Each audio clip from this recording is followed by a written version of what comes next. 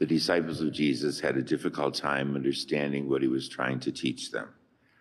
We see here in the gospel an example. He tells them that he's going to die, that he will be put to death, but they miss the whole message. They don't understand it. And then they're arguing about who's going to be the greatest in his kingdom. They really believed that Jesus was going to come and overthrow the Romans and turn their life into a life of luxury. And they wanted to have high places in that kingdom. Their sights were still set on this world. Jesus was trying to get their sights set on the world to come, on the kingdom to come. And so he takes a child.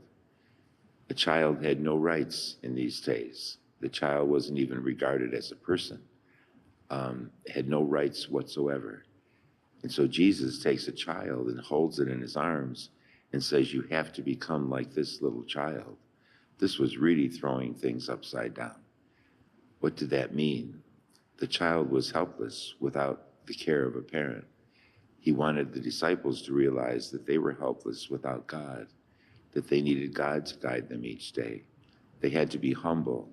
They had to know that everything that they had came from God. And Jesus was teaching them the most important lesson, to be humbled in the eyes of God. St. James says the same thing in his reading today. Whoever humbles himself before the Lord will be exalted. And we humble ourselves before the Lord by realizing that we depend upon the Lord for all things. So we're here this day at Mass because we want his strength from this Eucharist to help us today, because we can't do it without Christ. And so as we receive his body and blood today, let us thank him that he gives us this bread, and that he's leading us to the everlasting life of heaven, to always keep that in mind. Let us stand and offer our prayers and petitions.